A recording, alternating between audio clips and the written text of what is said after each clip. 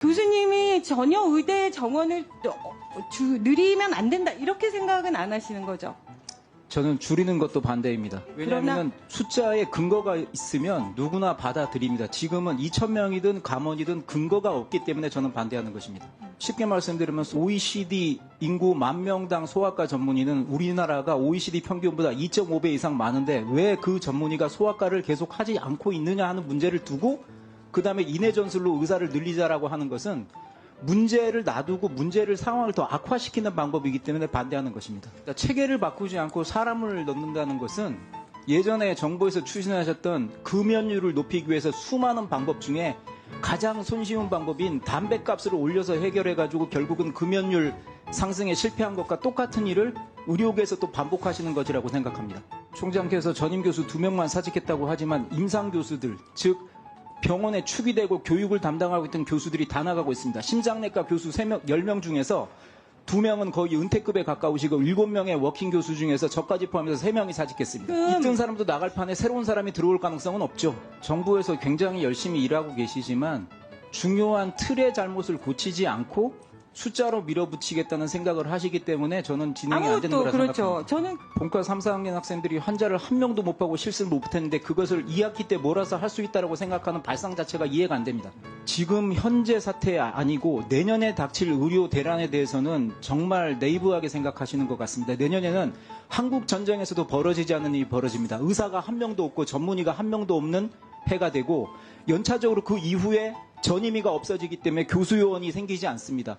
이 상태가 계속 누적이 되는 거를 지금 그냥 희망을 갖고 설득을 하겠다. 이 정도 가지고 2,000명 증원에 관한 의지의 3분의 1만 해결의 의지를 가지시면 뭔가 만들 것 같으신데 2,000명이란 숫자가 의료 개혁을 완전히 잡아먹은 상태라고 저는 생각하고 있습니다. 질의하기 전에 먼저 진행상 배정환 교수님 잠깐 좀 나와서 말씀 좀 나눠주시면 좋겠습니다. 네. 저도 이 수호 환경과 관련해서 질의를 시작하도록 하겠습니다. 사실 우리가 어떤 사회의 변화나 개혁을 추구하는 거 바라지 않는 사람은 없을 겁니다. 그렇죠? 근데 그 개혁이라는 것이 어느 정도 수용성이 있어야 되고 실현 가능성이 있어야 되는 거죠.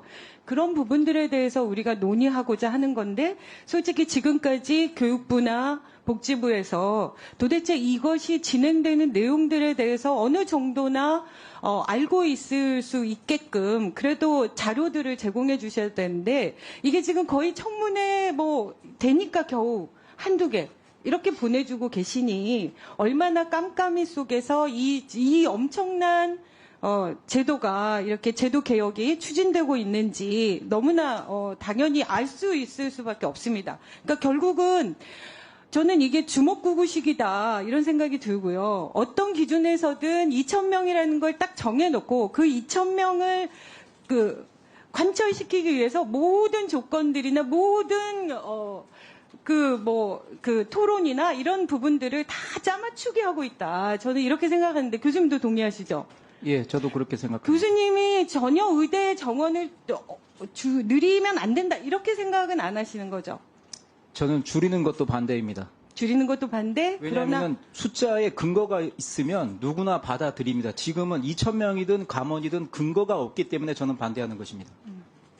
그러면 실제적으로 의사들에 대한 어떤 필요성, 사회적인 필요도 이런 부분에 대해서는 공감을 하고 계시는 거잖아요.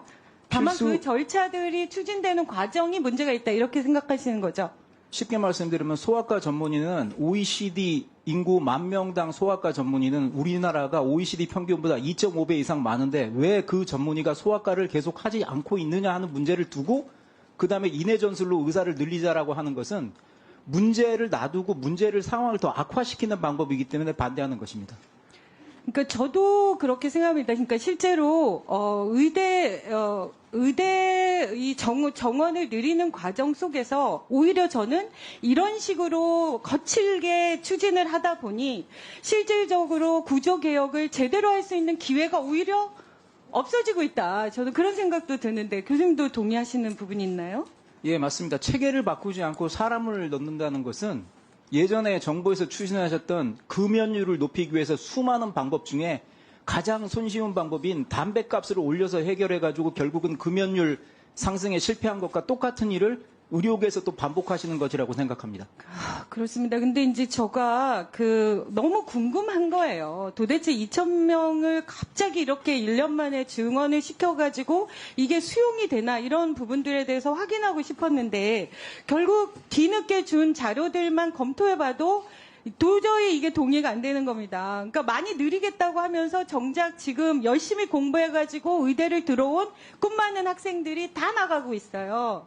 이게 무슨 효과가 있다는 건지 저는 이해가 안 가고요. 실제로 의대생 출석률이 2.7%라고 저희가 숫자를 다 확인해 보니까 이 정도인데 재적생 18,217명 중에 출석 학생이 495명밖에 안 돼요.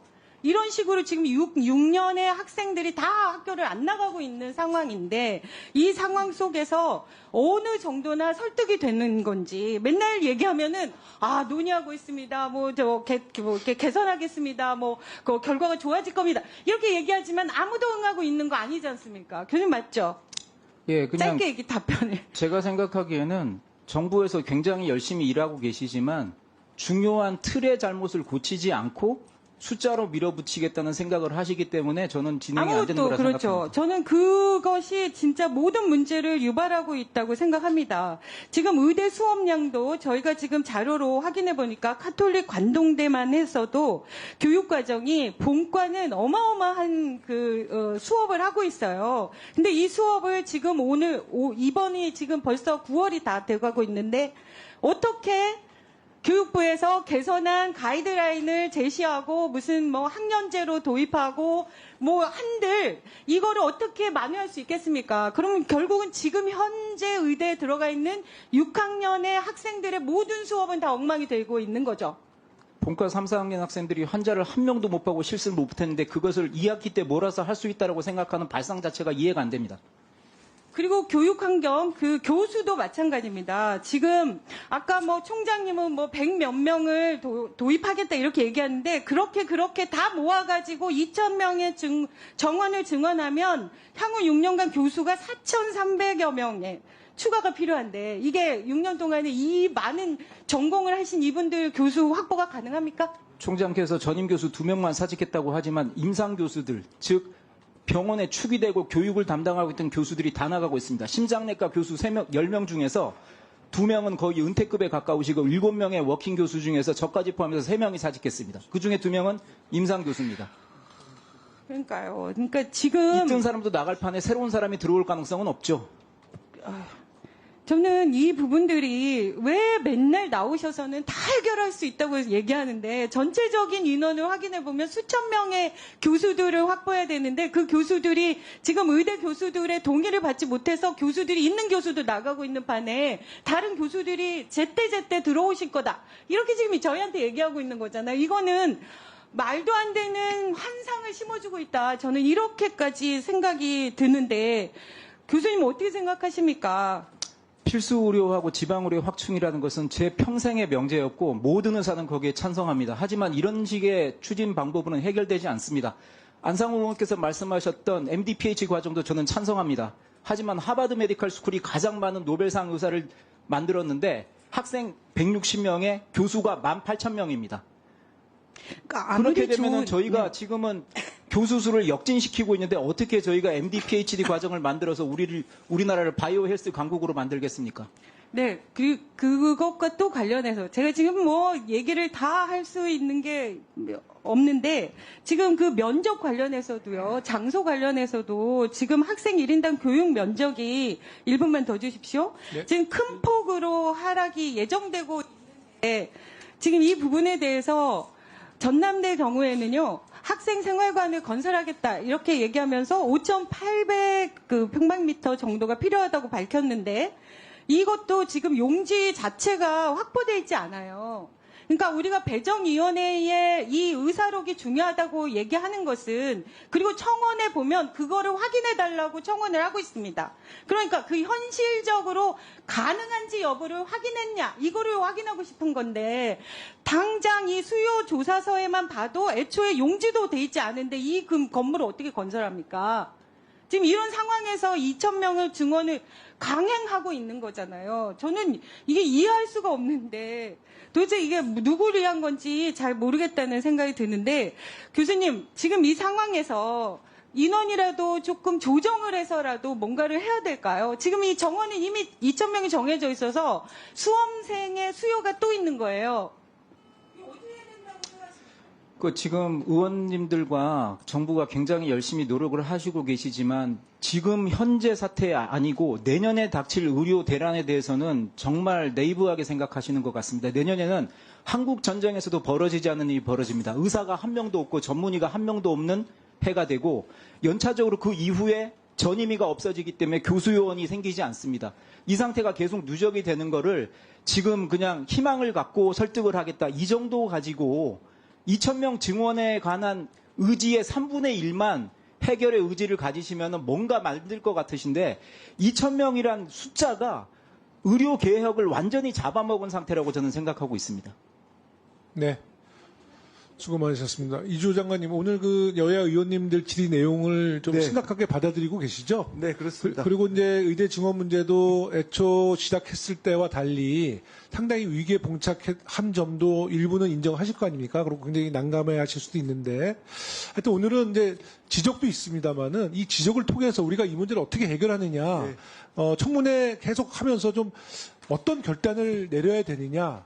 국회와 어떤 협의체를 만들어서 이 문제를 해결해야 하느냐 그 고민을 보건복지부 장관님 또 이주호 장관님 또 우리 대통령 사회수석님 함께 좀 고민을 하고 계세요. 네. 이 청문회가 끝나서 끝나는 게 아닙니다. 이 청문회가 끝나고 나서 우리 또 여야 간사님들께서 지혜를 모아서 이 연속성을 갖고 이 문제를 확실히 좀 한번 해결해 보자라는 의지를 다 함께 좀 살려주셨으면 좋겠다는 말씀을 드릴게요. 제가 한 말씀만 드려도 되겠습니다. 네. 예. 사실 오늘 이렇게 이제 이야기되는 내용 중에서도 어떻게 보면 그 정부 정책에 대한 불신의 벽이 정말 의료 분야에서 높다는 것을 실감하고 있습니다. 지금 이제 답변 중에서도 사실은 정부 정책으로 계속 강조하고 예산도 확보되고 지금 계속 단계를 밟아가서 실행을 하고 있는 거에 대해서도 지금 신뢰가 전혀 없거든요. 그래서 그런 부분이 쌓이면서 가장 큰 문제는 학생과 전공의가 안 돌아오기 때문에 학생이 없는 교육의 질을 어떻게 얘기를 할 수가 있습니까? 그리고 전공의가 없는 의료 계획을 어떻게 이야기를 할 수 있겠습니까? 그렇습니다. 그래서 그 부분을 어떻게든 신뢰를 다시 확보하고 설득하고 해서 함께 이분들이 돌아와서 의료 네. 계획에 동참할 수 있도록 그렇게 좀 같이 그러니까 저희가 노력해야 된다고 협의체를 생각합니다. 구성을 하게 되면 서로가 양보를 해야 돼요. 네, 서로 양보하고 서로 결단해야 되니까 그런 것을 좀 감안해서 청문회에 임해달라는 말씀을 드리겠습니다. 네. 다음은 존경하는 최보윤 의원님 질의해 주십시오.